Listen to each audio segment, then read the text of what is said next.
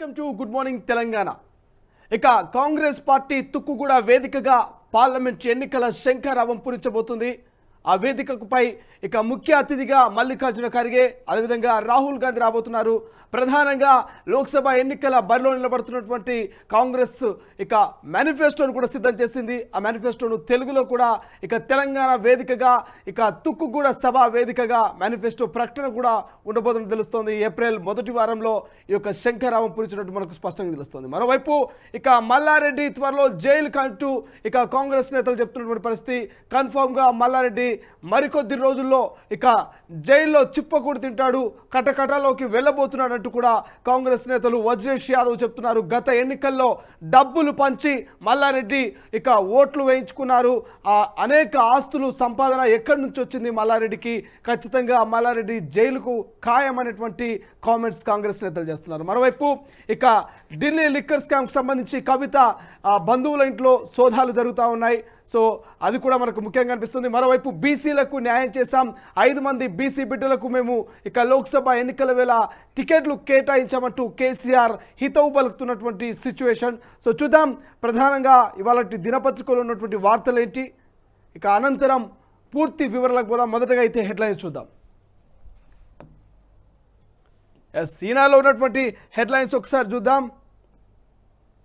2 అదనపు ఎస్పీల అరెస్టు, ఇక phone tapping వ్యవహారంలో భుజంగరావు తిరుపతన్నల పాత్ర నిర్ధారణ, ఇక ఎస్ఐబి మాజీ చీఫ్ ప్రభాకర్ రావు సహా ముగ్గురిపై ఎల్ఓసి జారీ అట. కన్నా నాడు రేవంత్ రెడ్డి సహా కుటుంబ సభ్యులపైన నిఘా. మీకు అందరికీ తెలుసు ఫోన్ ట్యాపింగ్ ఏదైతే ప్రణీత్ రావు ఉన్నాడో, సో ప్రణీత్కి సంబంధించినటువంటి ఈ ఫోన్ ట్యాపింగ్లో అనేక మంది పేర్లు అయితే బయటకు వస్తూ ఉన్నాయి. సో ప్రధానంగా ప్రణీత్ రావు ప్రధాన నిందితుడు. సో ఇప్పటికే అతను కొన్ని అంశాలని బయటపెట్టిర్రు. ప్రధానంగా మళ్ళీ 2 అదనపు ఎస్పీలు కూడా అరెస్ట్ అయినట్టు తెలుస్తుంది ఫోన్ ట్యాపింగ్ సంబంధించి. సో వీళ్ళ పాత్ర ప్రధానంగా ఉంది. నాడు పిసిసి అధ్యక్షుడిగా ఉన్నటువంటి రేవంత్ రెడ్డి మీద కావచ్చు, వాళ్ళ కుటుంబ సభ్యులు కావచ్చు, ఇతర ముఖ్యమైనటువంటి తెలంగాణ పొలిటికల్ నాయకుల ఫోన్ ట్యాపింగ్ చేసినటువంటి ఈ యొక్క గ్యాంగ్ అంతా కూడా ఇక అరెస్ట్ అయినట్టు తెలుస్తోంది. అందులో ప్రధానంగా 2 అదనపు ఎస్పీల అరెస్ట్ అంటూ మనకు వార్త రాసిరు. పూర్తి వార్తలో విశ్లేషించుకుందాం. ఇక స్థానిక అవసరాలకు ఇసుక ఉచితం, కలెక్టర్లకు గణన శాఖ ఆదేశాలు, సినరేజ్ వసూలపై ఫిర్యాదులు నేపథ్యంలో ప్రభుత్వం నిర్ణయం. సో నిజంగా రాష్ట్ర ప్రభుత్వం తెలంగాణ ప్రజానికానికి ఇప్పుడు సొంతింటి కళ నిర్మాణం చేసుకుంటున్నటువంటి ప్రతి ఒక్కరికి ఒక ఊరటను కల్పించింది, ఒక అద్భుతమైనటువంటి సువర్ణ అవకాశాన్ని కల్పించింది. తమ గ్రామంలో ఉన్నటువంటి వాగుల్లో వంకుల్లో ఉన్నటువంటి ఇసుకను ఇక యథేచ్ఛగా మీరు తీసుకెళ్ళి మీ ఇంటి నిర్మాణాన్ని చేసుకోవచ్చు అంటూ ఇక రాష్ట్ర ప్రభుత్వం స్థానిక అవసరాలకు ఇసుక ఉచితం అంటూ ఇక కలెక్టర్లకు ఆదేశాలు జారీ చేసింది. సొంతంగా ఊర్లలో ఉండి వాళ్ళ ఇల్లు నిర్మించుకునే వాళ్ళు కావచ్చు, ఊర్లో ప్రభుత్వ కార్యకలాపాలకు, అదేవిధంగా ఇందిరమ్మ ఇళ్ల నిర్మాణానికి కూడా పూర్తి స్థాయి ఫ్రీ ఇసుక అనేటువంటి అవకాశాన్ని రాష్ట్ర ప్రభుత్వం కల్పించింది. ఒకసారి పూర్తి వివరాలు చూద్దాం. ఇది ఒక మంచి ఆలోచనగా చెప్పుకోవచ్చు.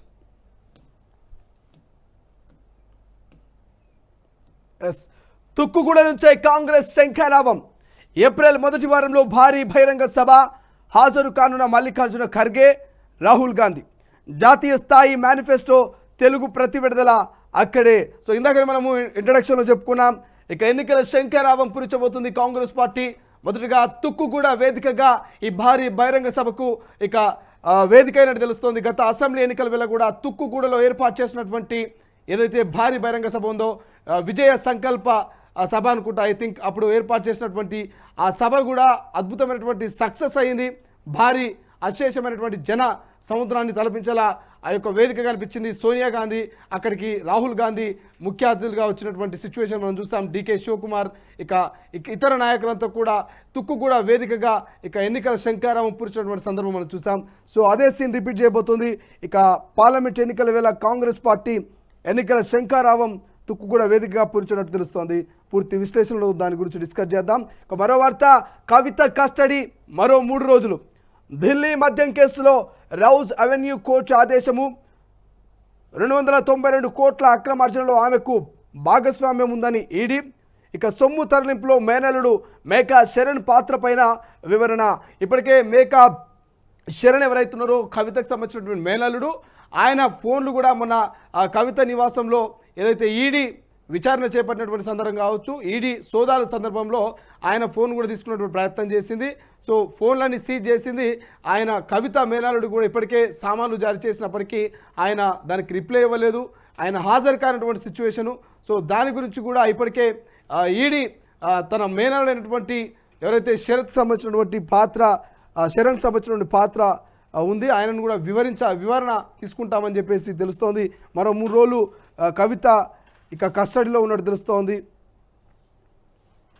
కవిత బంధువుల ఇళ్లలో ఈడీ సోదాలు, ఢిల్లీ మద్యం కేసులో ఆర్థిక లావాదేవీలపై గురి. సో ఇంకా ఎన్ని రోజులు చూడాలి కవిత గారి ఈ యొక్క ఢిల్లీ మద్యం సంబంధించినటువంటి అంశం. ఇక మరో వార్త, మద్యం కుంభకోణాన్ని నిరూపిస్తా, చర్చకు సిద్ధమా? కేసీఆర్కు కేంద్ర మంత్రి కిషన్ రెడ్డి సవాల్. బారాస ప్రభుత్వ అవినీతిని కాంగ్రెస్ కోల్డ్ స్టోరేజ్లో పెడుతుందని వ్యాఖ్య. కాళేశ్వరం ప్రాజెక్టులో అవినీతిపై రేవంత్ రెడ్డి మాట తప్పారని ధ్వజం. ఇక రాష్ట్ర ప్రభుత్వం కోరితే మేడిగడ్డపై సిబిఐ విచారణకు సిద్ధమని వెల్లడి. వీళ్ళు బీజేపీలు ఎప్పుడు ఏ స్టాండ్ మీద ఉంటారో ఎవరికి అర్థం కాని సిచ్యువేషన్. 2 ఏళ్ల నుంచి కవిత అరెస్ట్ అని తీరా పార్లమెంట్ ఎన్నికల వేళ కవితను అరెస్ట్ చేశారు. ఇప్పుడు మళ్ళా కొత్తగా తెర మీదకి కాళేశ్వరం తీసుకొస్తున్నారు. కాళేశ్వరము రాష్ట్ర ప్రభుత్వం అనుమతిస్తే సిబిఐ విచారణకు సిద్ధమని వెల్లడి. రాష్ట్ర ప్రభుత్వం కోరితే మేడిగడ్డపై సిబిఐ విచారణకు సిద్ధమని వెల్లడి అంటూ కిషన్ రెడ్డి గారు చెప్తున్నారు. ఇలా రాష్ట్ర ప్రభుత్వం అధికారంలోకి వచ్చిన నాటి నుంచి కొట్లాడుతున్నది. అధికారంలోకి వచ్చినటువంటి ఆ రోజు నుంచి కూడా కాళేశ్వరం సందర్శనకు పోయించింది. అసెంబ్లీలో ముఖ్యమంత్రి రేవంత్ రెడ్డి గారు ఇక ఆల్ పార్టీ నాయకులంతా, అఖిలపక్ష నేతలంతా మేము కాళేశ్వరం సందర్శనకు పోతా ఉన్నాం, మీరు కూడా రండి, కాళేశ్వరంలో ఎంత అవినీతి జరిగింది, ఎంత అక్రమాలు జరిగినాయి, ఎంత దోచుకున్నారు, ఎంత దాచుకున్నారు, ఆ యొక్క కాళేశ్వరం నిర్మాణం ఎంత నాణ్యతతో కట్టిరో అక్కడికి పోయి చూద్దామని చెప్పేసి ఇక ముఖ్యమంత్రి రేవంత్ రెడ్డి గారు అసెంబ్లీ సాక్షిగా పిలిస్తే ఈ బీజేపీకి సంబంధించినటువంటి ఒక్క నాయకుడు కూడా పోయి చూసి రాలే. ఇలానేమో ఇక రాష్ట్ర ప్రభుత్వం మేడిగడ్డ మీద సిబిఐ విచారణకు సిద్ధమా అని అడుగుతా ఉన్నారు. ఏం మాట్లాడుతున్నారు చూద్దాం పూర్తి వివరలా. సికింద్రాబాద్ బారాస అభ్యర్థి పద్మారావు, నల్గొండలో కంచర్ల కృష్ణారెడ్డి, భువనగిరి నుంచి క్యామా మల్లేష్ ఖరారు చేసిన కేసీఆర్. ఇక మిగిలింది హైదరాబాద్ ఒక్కటే. నిన్న 3 సీట్ల ప్రకటన చేశారు మాజీ ముఖ్యమంత్రి కేసీఆర్ గారు. ఇక ఈ ముగ్గురిని ఇక పార్లమెంటు ఎన్నికల బరిలో దించుతున్నట్టు తెలుస్తోంది. ఇక ఐసిస్ మారణ హోమమే. మాస్కో సంగీత కచేరీలో కాల్పుల ఘటనలో 133కు చేరిన మృతుల సంఖ్య. 11 మందిని అరెస్ట్ చేసిన పోలీసులు. ఉక్రెయిన్ హస్తం ఉందని పుతిన్. ఏం పాడైందేమో, వీళ్ళకేం పని బాటలేనట్టున్నది. ఒకటే ఇక సంపుడు. ఒక్కసారి ఏబిఎన్ ఆంధ్రజ్యోతిలో ఉన్నటువంటి హెడ్లైన్ చూద్దాం. ఆల్మోస్ట్ ఆల్ పేపర్స్లలో అవే అంశాలు కాబట్టి. ఎస్ఐబి మాజీల చుట్టూ బిగిస్తున్న ఉచ్చు. ఫోన్ ట్యాపింగ్ కేసులో దర్యాప్తు ముమ్మరం. Prabhakar Rao, Shravan రావుపై lookout notice. 2 అదనపు ఎస్పీల విచారణ, అరెస్టు. 2 గదుల్లో ట్యాపింగ్, విదేశీ టెక్నాలజీ వాడకం. ప్రణీతిరావు విచారణలో కీలక ఆధారాల సేకరణ. ఏం పోయే కాలం రా బాబు. ప్రభుత్వాలు మారుతూ ఉంటాయి కానీ అధికారులు చిత్తశుద్ధితో నీతి నిజాయితీగా పనిచేయాలి. ఏ ప్రభుత్వం ఉన్నా కూడా ఎవరికి లొంగకుండా తమ విధి విధానాలను, కర్తవ్యాలను బాధ్యత గల అధికారులుగా న్యాయం చేయాలి. కానీ ఈ అధికారులు గత ప్రభుత్వం పెట్టినటువంటి ఇబ్బందులకు కావచ్చు, వాళ్ళు ఇచ్చిన ఆఫర్లకు కావచ్చు, వాళ్ళ ఊబిలో చిక్కుకొని ఫోన్ ట్యాపింగ్లలో అనేక మంది నాయకుల ఫోన్లు ట్యాప్ చేసి సమాచారాన్ని అంతా కూడా చేరవేసినటువంటి సందర్భం. చేసిన పాపం ఊకేపోదు కదా, ఎవరు తీసుకున్న గుంతలో వాడే పడతాడు. ఇక వీళ్ళంతా మాజీల చుట్టూ బిగిస్తున్న ఉచ్చు అంటూ మనకు స్పష్టంగా తెలుస్తుంది. ఫోన్ ట్యాపింగ్లో ప్రణీతిరావుతో పాటు ఎవరెవరు పార్టిసిపేట్ చేశారు, ఎవరెవరి పాత్ర ఉన్నది, గాలికి పోయే కంప కూడా తలుక్కుంటుందట. అట్లా ఇట్లా కొంతమంది గాలికి పోయే కంప కూడా తగులుకున్న వాళ్ళు చాలామంది పాపం తెలియక ఆ ఊబిలో పడి, ఆ ఉచ్చులో పడి ఇవి అలా కటకటాల పాలైన వాళ్ళు అరెస్ట్ అయిన ఉన్నారు, మంచి మంచి పదవుల్లో ఉన్నటువంటి వీళ్ళంతా కూడా అధికారులు. ప్రభాకర్ రావు, శ్రవణ్ రావులపై లుకౌట్ నోటీసులు అంట. ఇద్దరు అదనపు ఎస్పీల విచారణ, అరెస్ట్ అట. అదనపు ఎస్పీలు. చూడాలి మరి ఏడు దాకపోతుంది ఇది అనేది. మోదీ వేటకు విలవిల. ఉగాది తర్వాత కేసీఆర్ రోడ్ షో, బహిరంగ సభలు, కార్నర్ మీటింగులు కూడా. మరో 3 స్థానాలకు అభ్యర్థుల్ని ఖరారు చేసిన బీఆర్ఎస్ అధినేత కేసీఆర్ సికింద్రాబాద్ నుంచి పద్మారావు గౌడ్, నల్గొండ నుంచి కంచర్ల కృష్ణారెడ్డి, భువనగిరి బరిలో క్యామ మల్లేష్. 16 స్థానాలకు పూర్తయిన ఎంపిక, హైదరాబాద్ ఖరారు కాని అభ్యర్థి. సో మొత్తం మీద ఇప్పటికీ 16 స్థానాలకు భారతీయ రాష్ట్ర సమితి అయితే అభ్యర్థుల్ని ప్రకటించింది. సో చూద్దాం. ఇక మరో వార్త, కవిత ఆడపడుచు కొడుకు మేకా శరణుపై ఈడీ ఫోకస్. ఇంతకుముందు చెప్పుకున్నాం కదా, ఫోకస్ పెట్టినట్టు స్పష్టంగా తెలుస్తుంది.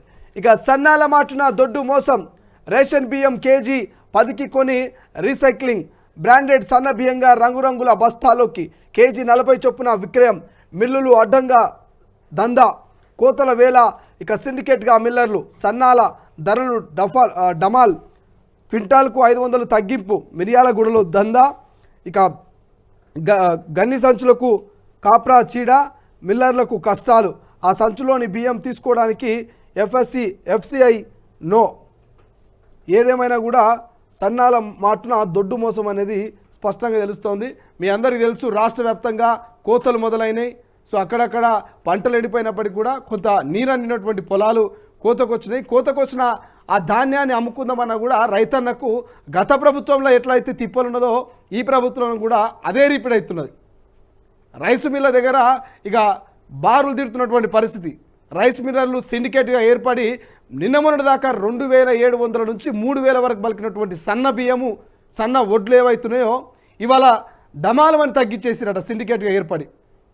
ఇదే రాష్ట్ర ప్రభుత్వం మేము అధికారంలోకి రాగానే రైతన్నలకు మేలు చేస్తాం, 2 లక్షల రుణమాఫీ కావచ్చు, రైతు భరోసా కావచ్చు, అదనంగా 500 రూపాయలు వడ్ల కొనుగోలు మీద బోనస్ ఇస్తామన్నది కదా.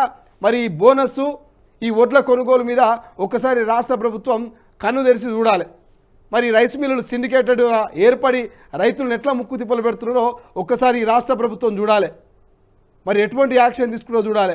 ఇక సన్నాల సాటున దొడ్డు బియ్యాన్ని కూడా సన్నగా రఫ్ చేసి ఇక సన్నాల పేరు మీద సన్న బియ్యంగా అనేక కవర్లలో రంగుల ప్రపంచం చూపించేటువంటి రంగుల కవర్లలో సన్న బియ్యం అమ్ముతూ ప్రజల్ని మోసం చేసే ప్రయత్నం చేస్తున్నట్ట రైస్ మిల్కి సంబంధించిన కొంతమంది. రాష్ట్ర ప్రభుత్వం దీని మీద కొంచెం చొరవ చూసుకోవాలి, అధికారులను అలర్ట్ చేయాలి.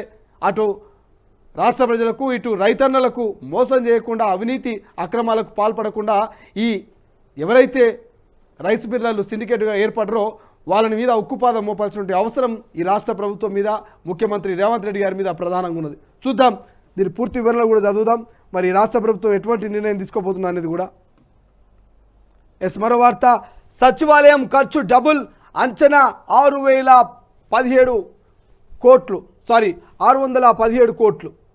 ఏమంటారు, సచివాలయం ఖర్చు డబుల్ అయిందట. మొత్తం అంచనా 617 కోట్లు అనుకుంటే వ్యయం అయ్యింది ఎంత అంటే 1140 కోట్లు. సవరించిన అంచనాలో పొందుపరిచిన R&B. ఇక రేవంత్ సర్కార్ విస్మయం, వివరాలు ఇవ్వాలని R&Bకి ఆదేశము. 617 కోట్లు ఎక్కడ, 1140 కోట్లు ఎక్కడ? అందుకే ఇట్లా లైట్లతో జగజగ మెరుస్తూ ఉన్నది సచివాలయం. 100 రోజులు పాలనకు ఓటు, లోక్సభ ఎన్నికల్లో రాష్ట్ర కాంగ్రెస్ ప్రచార హస్తం ఇదే. ఇక తుక్కుగూడ నుంచే ఎన్నికల శంఖారావం.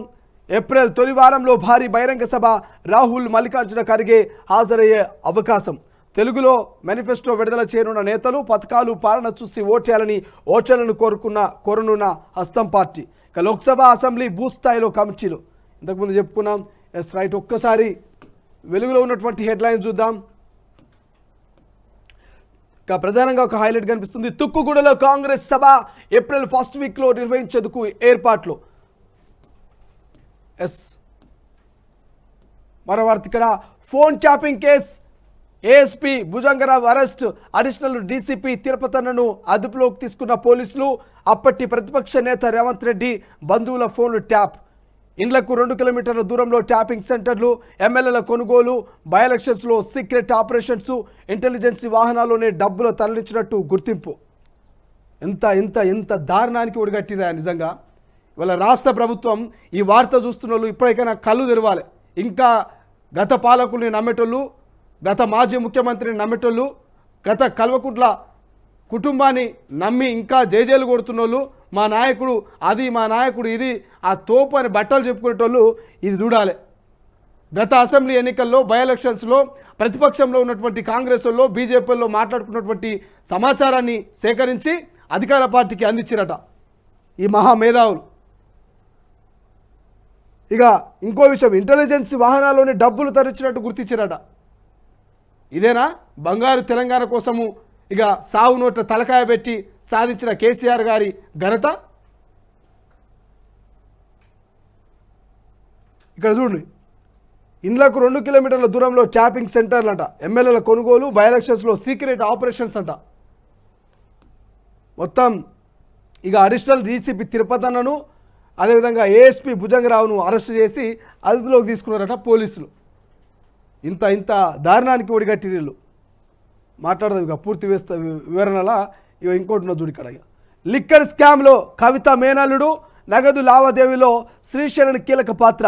ఇక సిబిఐ స్పెషల్ కోర్టుకు వెల్లడించిన ఈడీ కవిత కస్టడీ పిటిషన్లో కీలక విషయాలు. ఈ కవిత మనం ఏడుకు పోతాడా ఇట్లా ఇట్లా చూపిస్తుంది సింబల్, అంటే ఇట్లా అంటే అర్థం ఏందో తెలియదు. మరి మొన్న కవిత గారి అరెస్టు సందర్భంలో మా తొలి వెలుగు అక్కడనే ఉన్నది కవిత గారి నివాసం వద్ద ఈడీ ఏవైతే విచారణ చేస్తూ ఉంది, ఈడీ సోదాలు చేస్తున్న సందర్భంలో, ఆమెను అరెస్ట్ చేసి తీసుకుపోతున్న సందర్భంలో నేను అక్కడనే ఉన్న లైవ్లో ఇక కవిత గారు బాల్కనీలకు బయటకు వచ్చి బాహుబలి సినిమాలో రమ్యకృష్ణ ఇట్లా చేతి చెప్పి చూపిస్తుంది చూడు, అట్లా ఆ టైప్లో ఇక బాల్కనీలకు వచ్చి ఇట్లా చేయి చూపించి నేనేం తప్పు చేయలే, నిక్కాసుకున్నా కడిగిన ముత్యం లెక్క బయటకు వస్తానట్టు ఇట్లా హితా పలుకుతా ఉన్నారు. రమ్యకృష్ణ అనుకుంటుందో లేకపోతే మరి బాహుబలి సినిమాల రమకృష్ణ అనుకుంటుందో లేకపోతే ఇంకోటి ఏమో అనుకుంటుందో తెలియదు. కానీ కవితక్క మాత్రం అరెస్ట్ అయినా విచారణ జరుగుతున్నా మనోధైర్యాన్ని కోల్పోతలే.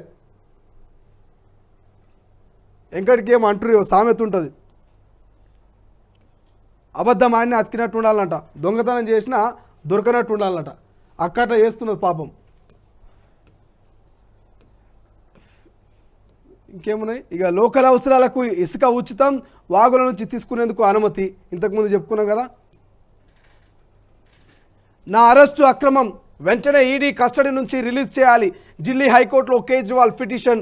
హోలీ తర్వాత 27న విచారిస్తామన్న హైకోర్టు.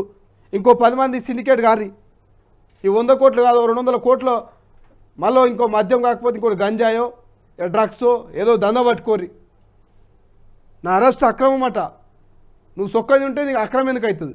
నువ్వు సొక్కం లేనందుకు ఇది అక్రమం అయింది. శుద్ధపూస మాటలు మాట్లాడుతున్నాడు ఇలా కేజ్రీవాల్. ఇక బిడ్డ అరెస్టుపై కేసీఆర్ ఎందుకు స్పందించలేదు?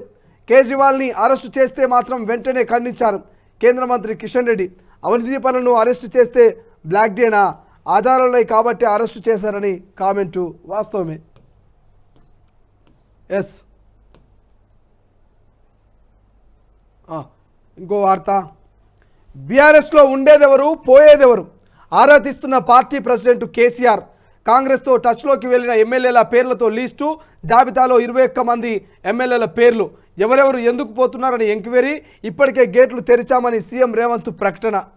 ఈ ఎంక్వైరీ ఏదో పాపం మాజీ ముఖ్యమంత్రి కేసీఆర్ గారు గత అసెంబ్లీ ఎన్నికల వేళ చేసినట్టే బాగుంటుండే. మీరే సాక్షాత్ 30 మంది మా ఎమ్మెల్యేలు దళిత బంధువులు దగాకు పాల్పడ్డారు, సిట్టింగ్లందరికీ ఈసారి ఇక కర్రుగాల్చి వాత పెడతా సీట్లు ఇయ్యని అన్నారు. అదే ఎంక్వైరీ అప్పుడు చేసి వాళ్ళు నడుచుకుని ఉంటే ఇలా ప్రభుత్వం కోల్పోకుంటుండే, మీ బిడ్డ అరెస్టు కాకపోతుండే, మీ గత అవినీతి అక్రమాలు బయటపడకుంటుండే కదనే. ఇక చేతులు కాలినాక ఆకులు పట్టుకుంటే ఏం లాభం సారు కేసీఆర్ సారు?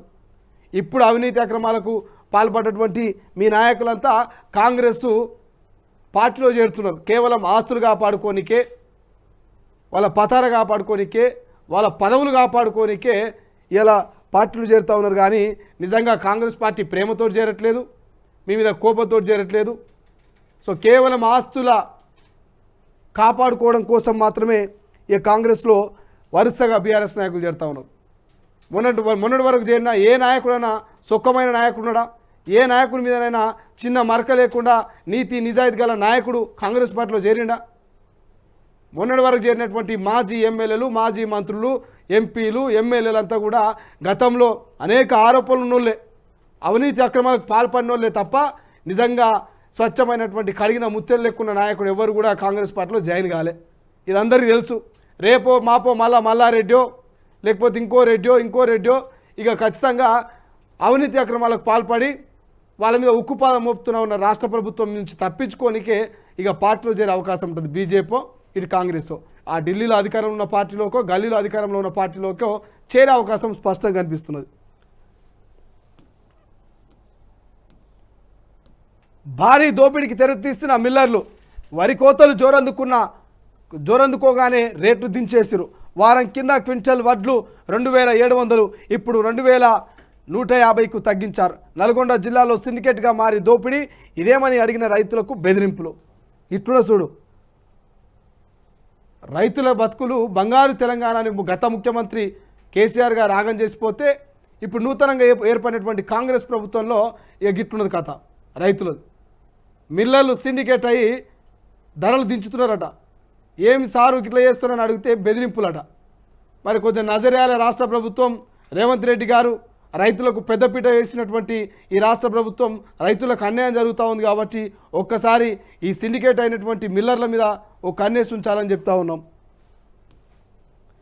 ఒక్కసారి మన తొలి వెలుగు పత్రిక చూద్దాం. తొలి వెలుగులో రేవంత్ నీ స్థాయిని నువ్వే తగ్గించుకోకు. ఇంకోటి సికింద్రాబాద్ బీఆర్ఎస్ అభ్యర్థిగా పద్మారావు కేపాల్ గారు వచ్చారు. మీడియాకు ఇదే నా శాపం, నా మాటలన్నీ మీడియా సంస్థలు లైవ్ ఇవ్వాలి, లేదంటే మీడియా సంస్థల్ని ఇబ్బందులు పడతాయి. మీడియా సంస్థలకు కేపాల్ హెచ్చరిక. అందరిది ఊరంతా వస్తుంటే ఊషారులోకి వస్తుంటే అంటే ఇక్కడికి మరో 3 రోజులు కస్టడీ. మార్చి 26 వరకు ఈడీ కస్టడీలోనే కవితను మరికొన్ని అంశాలపై ప్రశ్నించాలన్న ఈడీ 4 వ్యక్తులు వాగ్మూలాలను కవిత నుంచి అడిగా. కుటుంబ సభ్యుల వివరాల కవితకు చెప్పడం లేదు. ఇక కవిత ఫోన్ డేటాలో కొంత భాగాన్ని డిలీట్ చేశారు. కవిత మేనల్లుడి వ్యాపార వ్యవహారాలు అడిగితే చెప్పడం లేదు. మేనల్లుడిని విచారణకు రావాలని ఆదేశిస్తే హాజరు కాలేదు. హైదరాబాద్లోని కవిత బంధువుల ఇంట్లో సోదాలు చేశాం. కవిత విచారణపై పలు అంశాలను కోర్టులో ప్రస్తావించిన ఈడీ. కవితమ్మనే రాలేదు, ఇక వాళ్ళ అల్లుడు వస్తాడా విచారణకు? కవితమ్మని హాజరు కామని ఎన్నిసార్లు నోటీసు ఇచ్చినా రిప్లై లేదు, హాజరు కాని పరిస్థితి. ఇక వాళ్ళ అల్లుడు వస్తాడా?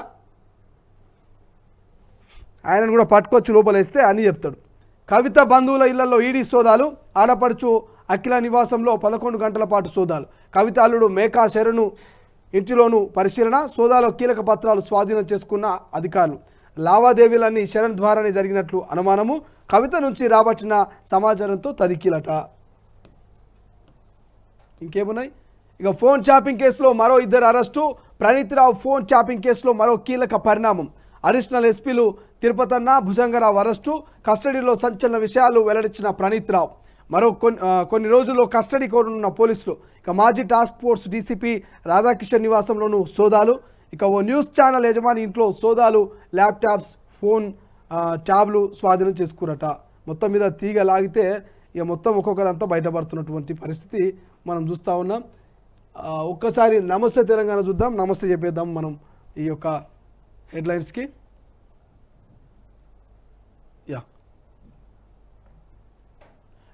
మిడ్మానేరు దుస్థితి ఇది. నిండు కుండ, నేడు ఇసుక పర్ర. అరే నాయన, ఈ వార్త రాసిరు, అద్భుతంగా ఫోటోలు వేసి నేను ఒప్పుకుంటా. కానీ నిరుడు పడ్డ ఆనలు ఈసారి పడ్డాయా? నిరుడు పడ్డటువంటి ఆనలకు హైదరాబాద్ అతలాకుతలమైంది. అనేక చోట్ల ఇక రైతులు పంటలు నష్టపోయినాయి, ఇళ్లకు నీళ్ళు పోయినాయి, వాగులు వంకలు ఉప్పొంగినాయి. ఈసారి పడ్డ ఆనలకు ఏమైనా జరిగినాయా? అట్లా ఈసారి అంతపూర్తి వానలు పడి ఎవరైనా ఆగమైనటువంటి సిచ్యువేషన్ ఉన్నదా? సెప్టెంబర్లో, అక్టోబర్లో పడాల్సినటువంటి వానలు లేవు. పూర్తి స్థాయిలో పంటలకే నీళ్ళందలేనటువంటి సిచ్యువేషను. వానలు పడక, ఎందుకంటే కరెక్టు ఏదైతే ఏగుతున్నటువంటి చెలకలకు వర్షాలు సరైనటువంటి సమయంలో పడక పంటలు ఇక మొగ్గ దశలో ఉన్నటువంటి చేన్లు కావచ్చు, ఇక పిందె దశలో ఉన్నటువంటి చేన్లని కూడా ఎండిపోయినటువంటి సిచ్యువేషన్ చూసినాం. పంట దిగుబడి తగ్గినటువంటి పరిస్థితి మనం ఈసారి చూసినాం.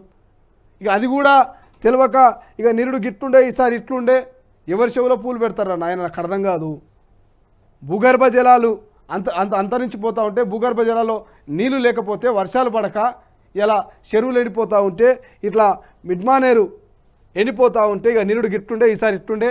మా సార్ ఓడిపోయినందుకే ఈ చెరువు ఎండిపోయింది, ఇక మా సార్ ఓడిపోయినందుకే ఈ చెరువు అలిగింది. ఇసోటి కాకమ్మ కథలు చెప్తే తెలంగాణ ప్రజలు అట్టిగానే నమ్ముతారు అనుకుంటున్నారు. మొన్న కలకలనట, నేడు వెలవెలనట. మరి ఏ బుక్లో చూసి రాసిండు ఆయన, పాపం ప్రాసలు బాగా రాసిండు. ఇక ఒరిజినల్ కాంగ్రెస్లకు అపాయింట్మెంట్ ఇస్తలేడు, వేరే పార్టీల నుంచి వచ్చిన వాళ్ళకే పెద్దపీట. సీఎం రేవంత్ తీరుతో కార్యకర్తలు బాధపడుతున్నారు, తన స్థాయిని తానే తగ్గించుకుంటున్నారు. ఆయన చుట్టూ భజన పరులు వచ్చి చేరారు. సీఎంలో మార్పు రావాలని మొక్కుకుంటున్న కాంగ్రెస్ సీనియర్ నేత విహెచ్ మండిపాటు. నిజంగా సీనియర్ నాయకులు, పిసిసి అధ్యక్షులు, మాజీ ఎంపీ విహెచ్ గారు చెప్తున్నది వాస్తవం. కానీ విహెచ్ గారిని ఎవరు పట్టించుకుంటలే కాంగ్రెస్ పార్టీలో. మొన్నటి వరకు ఖమ్మం సీట్ అడిగిరు, ఖమ్మం సీట్ ఇయ్యలే. ఎందుకంటే గతంలో పిసిసి అధ్యక్షుడిగా ఉన్నప్పుడు రేవంత్ రెడ్డి గారికి మొదట్లో ధమికిరిచ్చిన, చివరిలో గెలుపు కోసము రేవంత్ రెడ్డి గారిని ఎంకరేజ్ చేసి పార్టీ అధికారంలోకి రావడంలో విహెచ్ గారిది కూడా కొంత పాత్ర ఉన్నది. సో అటువంటి విహెచ్ గారు నిన్న గాంధీ భవన్లో ప్రెస్ మీట్ పెట్టి ఆయన బాధపడుతున్నాడు. సో ఒకసారి దీన్ని పూర్తి వివరణలా ఎక్స్ప్లెయిన్ చేసుకుందాం. ఇక డమ్మీ కాంగ్రెస్ అట, ఇంకోటి సామాజిక సమతూకం, బీఆర్ఎస్ లోక్సభ టికెట్లో అన్ని వర్గాలకు సమ ప్రాధాన్యం అట. ఇవి కనిపిస్తున్నాయి. ఇవి ఇవాళటి ఫటాఫటు హెడ్లైన్స్.